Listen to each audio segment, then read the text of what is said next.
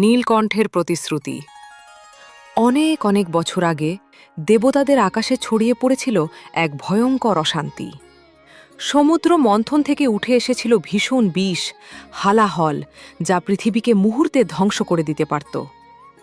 দেবতারা, অসুররা সবাই তখন ছুটে গেলেন মহাদেবের দ্বারে। সবাই কাঁদতে কাঁদতে বলল, প্রভু, পৃথিবীকে বাঁচানোর একমাত্র উপায় আপনি। মহাদেব তখন এক মুহূর্তও দেরি করলেন না। তিনি জানতেন এই বিষ কেউই সহ্য করতে পারবে না। তাই তিনি নিজের করুণায় বিষটুকু তুলে নিলেন হাতে আর নিঃশব্দে পান করে ফেললেন। মুহূর্তেই তার গলা নীল হয়ে গেল, পৃথিবীর রক্ষা পেল, আর সেই থেকেই তিনি হলেন নীলকণ্ঠ মহাদেব। তবে এরপর যা ঘটল তা আরও আশ্চর্য। বিষ পান করার পর মহাদেব গভীর ধ্যানে বসে গেলেন। তার মন শান্ত, তার চোখে করুণা, কিন্তু শরীরের আগুন যেন পৃথিবীর সবার চেয়েও উত্তপ্ত। তখন দেবী পার্বতী এগিয়ে এলেন।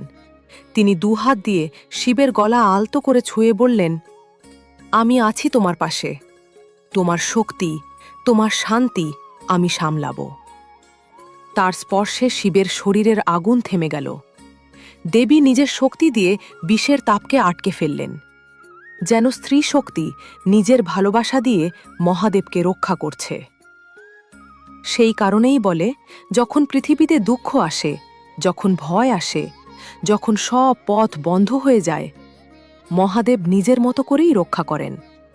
কখনো নীরবে, কখনো শক্তি হয়ে, কখনো পথ প্রদর্শক হয়ে। নীলকণ্ঠ সেই প্রতিশ্রুতিই বোঝায়, তুমি যত কষ্টেই থাকো, আমি তোমার কষ্ট নিজের গলায় আটকে রাখব। তাই আজও ভক্তরা আকাশের দিকে তাকিয়ে শুধু একটি কথাই বলে, ওম নমঃ শিবায়। মহাদেব রক্ষা করুন।